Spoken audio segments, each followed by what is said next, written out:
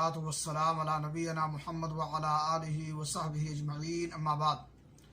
ناظرین کرام، مومن آدمی حالت اقامت اور صحت میں استحباب اور نفل کے طور پر جو عبادتیں کرتا ہے اور اعمال انجام دیتا ہے، اگر بیماری کی وجہ سے یا سفر کی وجہ سے انہیں نہیں کر پاتا ہے تو اللہ رب العالمین اپنے لطف و کرم سے اسے ان کا اجر و ثواب عطا کر دیتا ہے۔ صحیح بخاری شریف کی روایت ہے، اللہ کے نبی جناب محمد رسول اللہ صلی اللہ علیہ وسلم نے فرمایا، اذا مرض العبد او سافر کتب له مثل ما كان يعمل مقیما صحیحا، کہ آدمی جب بیمار ہو جاتا ہے یا سفر میں ہوتا ہے اور وہ بہت سارے اعمال جو حالت اقامت میں انجام دیتا تھا نہیں انجام دے پاتا ہے، تو اللہ رب العالمین اس کو اس عمل کو لکھ دیتا ہے اور اس کا اجر و ثواب اسے عطا فرماتا ہے جو حالت اقامت اور حالت صحت میں وہ کرتا ہے۔ یہ اللہ کا فضل اور اس کا کرم ہے۔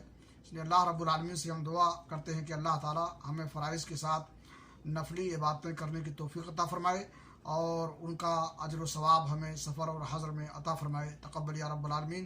وصلی اللہ علی نبینا محمد وعلی آلہ وصحبہ اجمعین۔